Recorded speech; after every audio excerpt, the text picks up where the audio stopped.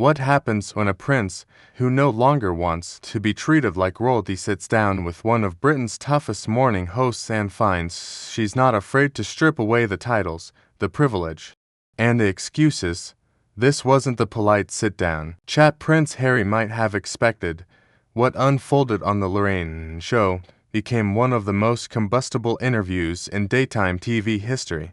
A clash of egos and tempers had spiraled so far out of control, producers nearly pulled the plug mid-broadcast. The studio at the Lorraine show had its usual morning glow, soft lighting, a comfortable set designed to put guests at ease, and Lorraine Kelly's trademark warmth filling the room. The audience applauded politely as Prince Harry strode in, dressed sharply in a tailored suit, his expression stern rather than relaxed. He gave a brief nod to the crowd before settling into the guest chair. Lorraine leaned forward, with her familiar smile, determined to start on friendly footing. "Your Royal Highness, welcome," she began, her Scottish lilt smooth and cordial. "It's a real pleasure to have you here with us this morning.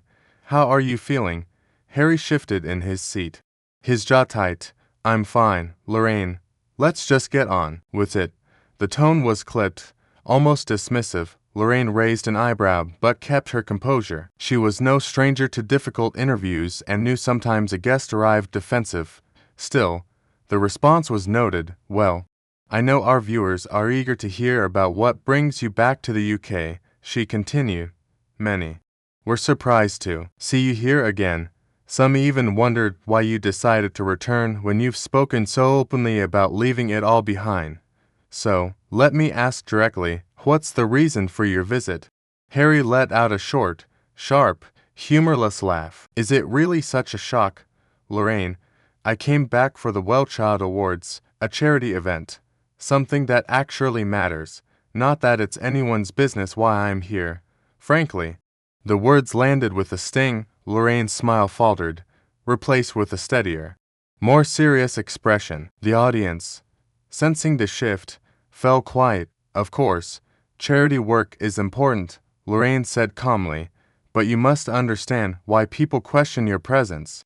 You've made such strong statements about wanting distance from Britain and the royal institution. Some might see this as contradictory." Harry leaned back, crossing his arms. "People see what they want to see. That's been the problem all along, hasn't it? No matter what I do, it's twisted. I can't breathe in London without someone suggesting it's a betrayal or a contradiction. Maybe the real problem isn't me showing up, Lorraine. Maybe the problem is the obsession with my life." The defiance in his tone was unmistakable. Lorraine adjusted her seat, still posed, but no longer trying to mask the growing tension. "All right," she said, her voice firmer now. "Then let's talk about the other side of this. You've built a new life in America. Many people are curious. How does it compare? How is life there versus here?" Harry smirked, almost enjoying the provocation. "Well, let's just say it's better. Far better. I have freedom. I have control. I don't wake up every morning with the British press ripping me to shreds. So, yes, it's a better life by every measure." The words cut through the air with brutal honesty, carrying an arrogance Lorraine couldn't ignore. "That's a very sharp comparison," she said, her tone crisp. "So, you're saying your life in Britain was worthless, that nothing here mattered?" Harry shrugged, leaning forward now, his voice rising with conviction. "Did you hear what I just said? I said it's better there, and yes, better than being suffocated here. I'm not going to sugarcoat it. People can call it disrespectful, but it's my truth. I'd rather be seen as rude than sit here pretending I miss what destroyed me." The audience gasped softly.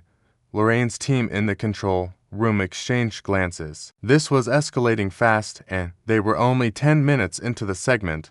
Lorraine's professionalism held, but her warmth had cooled.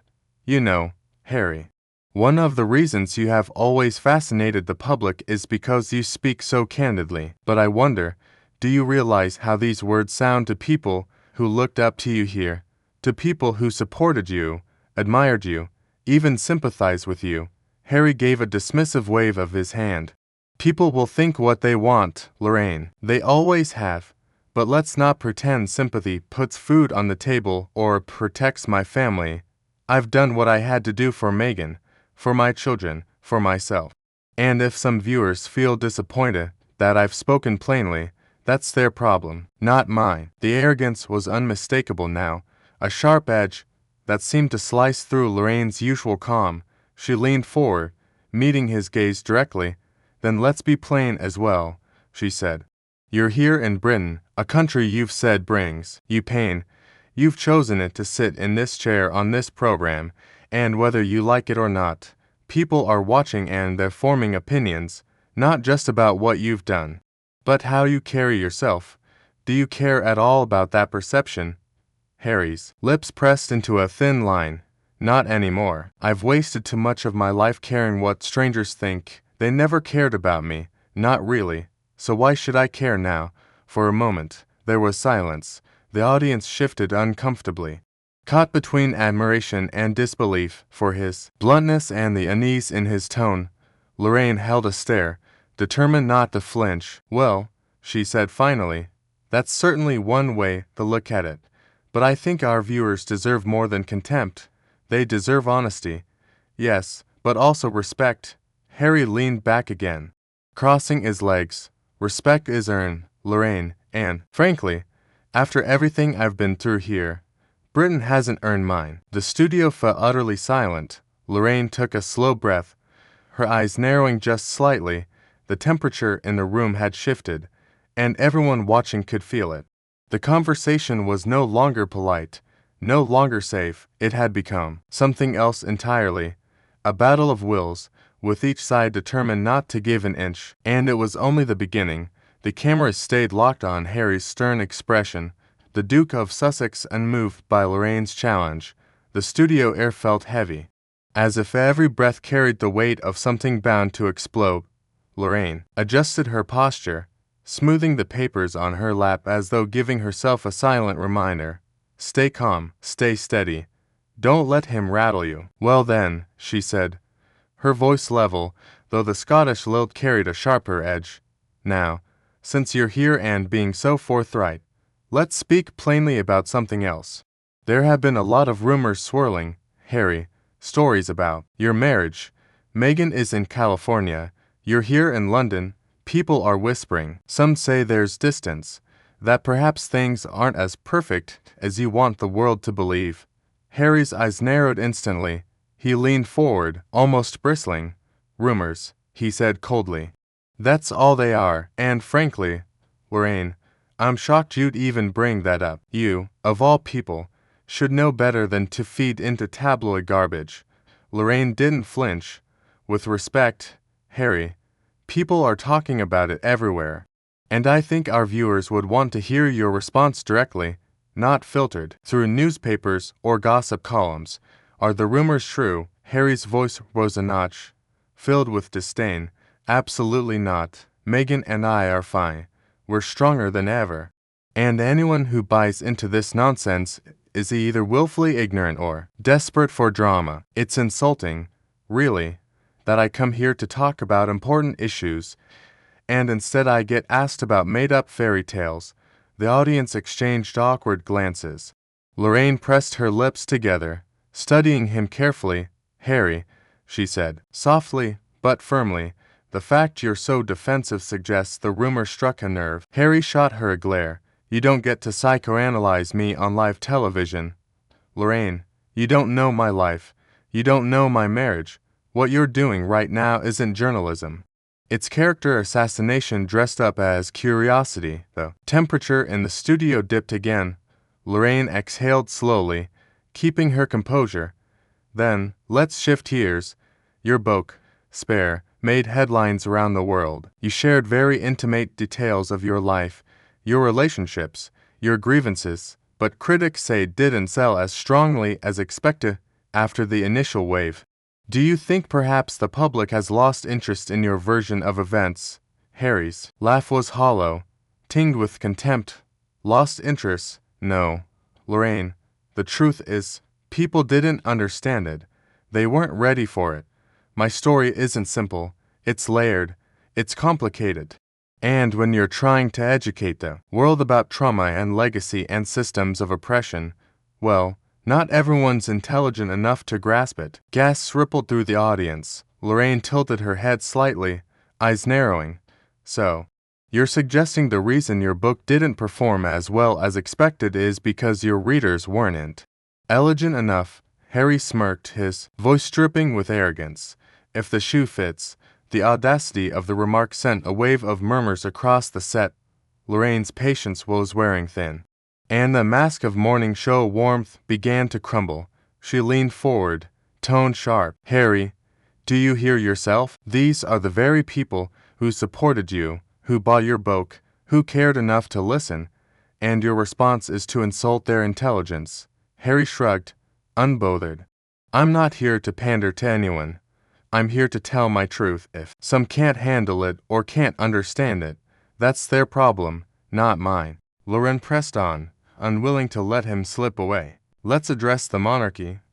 Then, you've spoken endlessly about breaking free, about rejecting the system, and yet so much of your relevance, your platform, your very career is built on that connection. Do you see the contradiction? Harry scoffed. Contradiction? The monarchy is irrelevant to me. I don't wake up thinking about Buckingham Palace. I don't dream about William or Charles. I live my life. I've moved on. What's hard to grasp about that? Yet here you are in Britain, Lorraine said crisply, still talking about it, still profiting from it, still tied to it. Whether you admit it or not. Harry's jaw clenched, his voice sharpened to a near sneer. You think I need them. I don't. I'm free of that circus. I'm not their puppet anymore. Whatever money or fame people think I have because of the monarchy is irrelevant. I've carved my own path. Lorraine let the silence hang for a moment, her gaze steady. Then she struck. Harry, you're not a prince anymore. You've made that choice.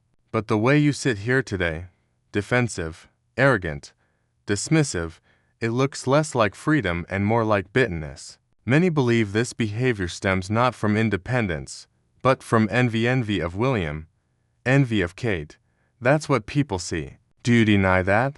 The studio erupted in murmurs. Harry froze for a fraction of a second, his face tightening. His jaw worked furiously as if chewing on words too sharp to spit out. Finally, he spoke, voice low and venomous. That's a cheap shot, Lorraine, dragging my brother and sister-in-law into this, suggesting I'm jealous. You think you can sit there in your chair and psychoanalyze my life like you know anything about what I've endured. You're out of line. Lorraine sat back, unflinching. Out of line. I am simply telling you what many already believe, that you've made bitterness your brand, that your attacks on the family you left behind are more about resentment than truth. Harry's face turned crimson. He leaned forward, pointing a finger at her. Don't you dare. Don't you dare reduce everything I've been through to jealousy. Don't you dare speak my brother's name like you know what happened between us. You have no idea, Lorraine. None. And frankly, this interview is becoming a joke. The audience was silent now, the tension thick and suffocating. Lorraine's voice, however, was icy calm. Then perhaps we should end it here, because if this is the only tone you can manage, contempt, hostility, arrogance, then there's nothing more for us to discuss. This is morning television, not a therapy session, and certainly not a platform for you to lash out at anyone who questions you. Harry's eyes blazed. Maybe it's best if you do end it, Lorraine, because I won't sit here and be spoken to like this. Not by you, not by anyone. Lorraine straightened her papers and looked directly into the camera. Then let's call it. This interview is over. Thank you, Prince Harry, for joining us. Harry ripped off his microphone, his movements jerky with rage. He stood abruptly, muttered something inaudible under his breath, and stormed off the set. The audience remained frozen, watching the spectacle unfold live. Lorraine sighed deeply, turning back to the viewers with a strained but professional smile. Well, she said softly, I think that speaks for itself. We'll be right back after the break. The screen cut to commercials, but the moment was already viral. Within minutes, clips circulated across social media, sparking furious debate. And just like that, a morning interview had become one of the most explosive showdowns in television history. The break should have given everyone time to cool down. But when the cameras came back, the tension was worse than before. Prince Harry had reluctantly returned to his chair after an intense backstage huddle with his team. His jaw was clenched, his cheeks flushed. Lorraine sat across from him, poised as ever, though her eyes betrayed a flicker of steel. "Welcome back," Lorraine said, her voice measured and professional. "Before the break, things got heated, but I'd like to continue if you're willing." Harry. Harry crossed his arms and leaned back, tone dripping with disdain. "Fine, but I won't sit here and be ambushed. You want honesty. I'll give it to you." Lorraine gave a polite nod. "Good. Let's talk about perception. Many people feel you've built your public identity on tearing down your family, the very institution that gave you your platform. They wonder, without the royal connection, would anyone care about your opinions? Would anyone buy your books or your shows?" Harry let out a sharp laugh, shaking his head. "There it is again, the same tired narrative as if I have nothing to offer beyond my last name. Do you realize how insulting that is? I've served my country. I've been in combat zones. I've worked on mental health initiatives. But all you people see is the spare." Lorraine tilted her head. "And yet you titled your book Spare. You leaned into the label yourself, reclaiming it." Harry snapped, owning the narrative before others twisted it. "But clearly, people like you still don't get it," the audience murmured. Lorraine pressed forward, tone firm. "Harry, I think what people struggle with is this contradiction. You criticize the monarchy, the tabloids, the system, yet you continue to speak about it, profit from it, define yourself by it. If it truly doesn't matter to you, why not let it go?" Harry's voice grew sharper. "Because letting it go doesn't erase the damage. You think I can just move to California, plant some avocados, and forget the years of manipulation, the lies, the press campaigns? No, Lorraine, some wounds don't heal just because you want them to." "But at what cost?" Lorraine pressed, voice rising slightly. "Every time you speak out, every interview, every book chapter, you reopen those wounds not just for yourself, but for your family. Doesn't that matter to you?" Harry leaned forward, eyes blazing. "Don't lecture me about family. Where was that family when Meghan was suicidal? Where was that family when I begged for support and protection? They left us to fend for ourselves. So don't you dare stand there and ask me to worry about their feelings when they never gave a damn about ours." The air went heavy. Lorraine didn't blink. "Harry, nobody is dismissing the pain you've described, but the way you speak, the arrogance, the dismissal of anyone who questions you, it alienates people. You don't just sound wounded, you sound bitter." "Bitter," Harry repeated, voice rising. "I'm not bitter. I'm realistic. I've seen the truth of that institution. I've seen how it chews people up and spits them out. If telling the truth makes me sound bitter, then so be it." Lorraine folded her hands, tone unyielding. "And yet some would argue it's not truth you're telling. It's your truth selective, curated, profitable. Because every time you speak, Harry, it's attached to a book deal, a streaming contract, a stage. Doesn't that make it performance?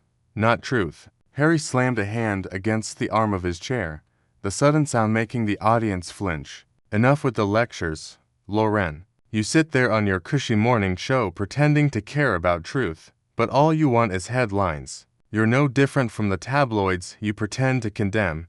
The studio went dead quiet. Lorraine's voice cut through the silence. "The difference is, Harry, I don't profit off painting myself as a perpetual victim. I ask questions. You, on the other hand, attack anyone who doesn't bow to your narrative." Harry's mouth twisted into a sneer. "You think you're clever, don't you? Sitting there pretending you've got me cornered. But you're just another cog in the same machine I've been fighting my whole life. The only difference is you do it with a smile and a Scottish accent." Gasps rose from the audience. Lorraine didn't flinch. Her voice stayed calm but firm. "And you're another man so consumed by his own anger that he can't see the damage you're causing to yourself, to your family, to your legacy. You're not dismantling the monarchy, Harry. You're dismantling yourself." Harry froze, the words cutting through him like ice. For the first time, he didn't immediately snap back. His jaw tightened, fists clenched, and his breathing grew heavier. Lorraine leaned in slightly. You want to be seen as free, as strong, as independent. But what I see sitting across from me is someone who still can't let go someone strapped. Not by his family, not by the monarchy, but by his own rage. The audience held its breath. Harry's lips parted, but no words came out. His face flushed crimson, and his eyes darted toward the cameras, toward the millions watching. In that moment, the image of the confident Duke cracked. He looked smaller, cornered, and utterly furious. Lorraine, sensing the moment, softened her tone just enough to sting. Harry, you don't need a crown to be a prince, but right now, you're not acting like one at all. Harry shot up from his chair, towering over her. The audience gasped as he ripped off his microphone again, his voice trembling with rage. This is pathetic. You're pathetic, and I don't have to sit here and take this.